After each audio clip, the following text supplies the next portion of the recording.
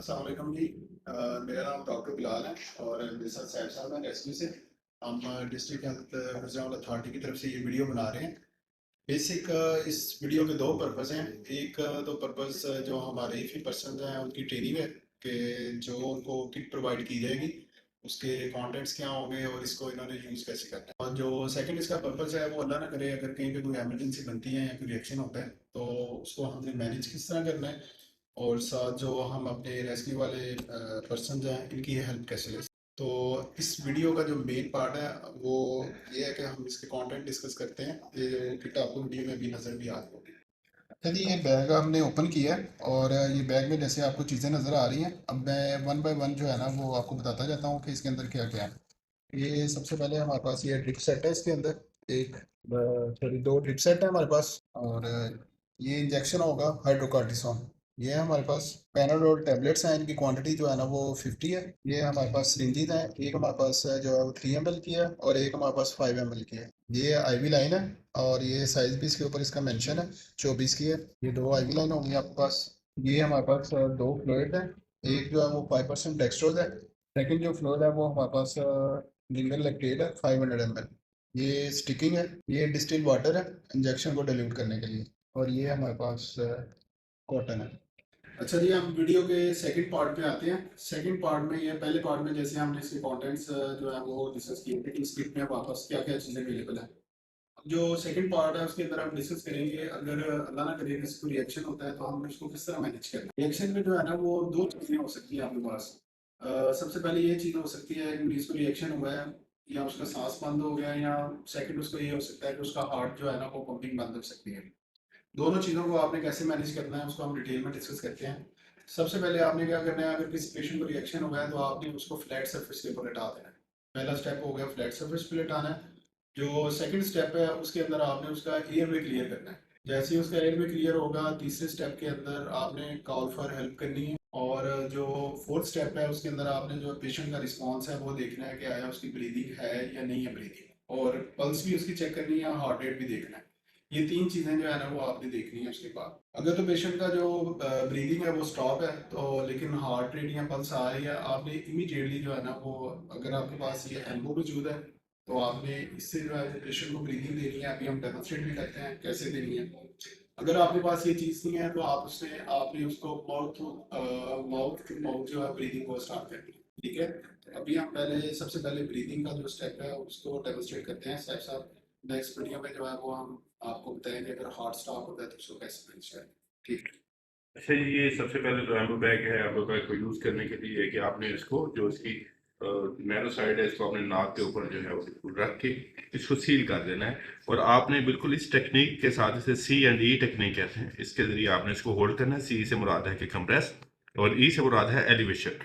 आपने थोड़ी सी जो जा है उसको पकड़ के जबड़े को ऊपर की तरफ उठा देना है और फिर आपने अच्छे तरीके से कंप्रेस करके इसको आपने BVM के ज़रिए 1 और 2, और अगर सिर्फ सांस अवेलेबल नहीं है तो हर 5 सेकंड के बाद आप इसको सांस देते रहेंगे। 1 2 3 4 एंड 1 2 3 4 एंड 1। इस तरह से आप इसकी आर्टिफिशियल ब्रीथिंग जो है उसको जारी रखेंगे। और अगर आपके पास एम्बो बैग अवेलेबल नहीं है तो फिर उसके लिए है माउथ टू माउथ ब्रीथ। उसके लिए कोई भी आप गाज भी यूज़ कर सकते हैं, कोई रुमाल, कोई ऐसी चीज़। तो आपने इसको मुंह के ऊपर रखना है और उसके बाद आपने इस हाथ से माथे को पकड़ते हुए नाक को पिंच करके बंद कर देना है और यहाँ हड्डी से पकड़ के ठोड़ी को ऊपर की तरफ उठा देना है, जैसे हेड टिल चिन लिफ्ट जिसको कहा जाता है। और नाक को अच्छे तरीके से पिंच करके अपने हवा भरें और सांस देंगे और मरीज की चेस्ट की तरफ देखेंगे दोबारा। तो ये इसी तरह से हर 5 सेकंड के बाद आपने उसको सांस देते रहना। चलिए हम वीडियो के नेक्स्ट पार्ट की तरफ आते हैं। जैसे हम पहले डिस्कस कर रहे थे कि अगर एक पेशेंट जो है उसको रिएक्शन होता है तो सबसे पहले आपने उसको फ्लैट सरफेस के ऊपर लेटाना है, उसका एयरवे जो है उसको क्लियर करना है। और एक और जो काम आपने करना है उसकी जो लेग्स हैं हमको स्लाइडली जो है ना वो अप रखना है हेड साइड से। ठीक है, तीसरा पॉइंट ये हो गया। जो फोर्थ पॉइंट है उसके अंदर आपने उसका पल्स, हार्ट रेट और उसका ब्रीदिंग जो है ना वो चेक करनी है। ब्रीदिंग वाला पोर्शन जो है वो हमने पहले डिस्कस कर लिया कि अगर पेशेंट का हार्ट रेट और पल्स आ रहा है लेकिन ब्रीदिंग स्टॉप है तो उसको कैसे मैनेज करना है। जो नेक्स्ट फर्दर स्टेप ये है कि अगर पेशेंट का जो हार्ट है वो वर्क करना स्टॉप हो गया है तो उसको उसके लिए हमने इमीडिएटली क्या करना है। उसके लिए वही जो रूटीन में हम CPR करते हैं, हमने इमीडिएटली जो पेशेंट का है ना वो CPR स्टार्ट करना है जिसमें हमने 100 to 120 चेस्ट कंप्रेशन देनी है। और साथ 30:2 रेशियोज के साथ उसको एम्बू बैगिंग करनी है या उसको माउथ टू माउथ ब्रीथ देना है। ठीक है, उसके प्रैक्टिकल डेमोन्स्ट्रेशन के लिए भी हम एक शॉर्ट सी वीडियो भी आपको दिखा देते हैं। ठीक, जिस तरह डॉक्टर बिलाल ने बताया कि आपने सबसे पहला काम जो है पेशेंट को फ्लैट सर्विस पे रखना है और उसके बिल्कुल बराबर आपने आ जाना है। और बराबर आने के बाद जब सीपीआर का सेट पैटर्न है कि आपने पेशेंट का रिस्पॉन्स लिया हुआ है, अगर आपको नहीं मिला तो आपने 1122 या कोई भी इमरजेंसी सर्विसेज को कॉल किया, तो आपके पास 1122 अवेलेबल है, आपने कॉल की, उसके बाद आपने देखा कि पेशेंट सांस ले रहा है कि ले रहा।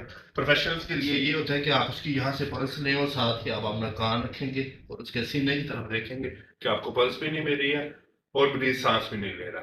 तो फौरी तौर पे आपने पेशेंट की चेस्ट को एक्सपोज करना है और एक क्रॉस बनाना है बिटवीन निप्पल लाइन। आप क्रॉस बनाएंगे, जहां पे आपका क्रॉस मैच हो रहा है यहाँ पे आपने हाथ की हथेली रखनी है, दूसरा हाथ बिल्कुल ऊपर उसके, और आपने बिल्कुल मरीज के ऊपर आ जाना कि आपके जो हाथ हैं, जो आपके शोल्डर हैं, वो बिल्कुल 90 एंगल पे बराबर हो। आप मरीज के चेहरे की तरफ देखते हुए 100 से 120 पर मिनट की स्पीड से आप इसको कंप्रेस करना पाना शुरू कर देंगे। 1 2 3 4 5 6 7 8 9 10 11 12 13 14 15 16 17 18 19 20 1 2 3 4 5 6 7 8 9 1। जैसे ही आपने 30 कंप्रेशन जो है वो मुकम्मल करने हैं, फौरी तौर पे आपने मरीज के माथे पे हाथ रखते हुए उसके सांस के रास्ते को देखना है।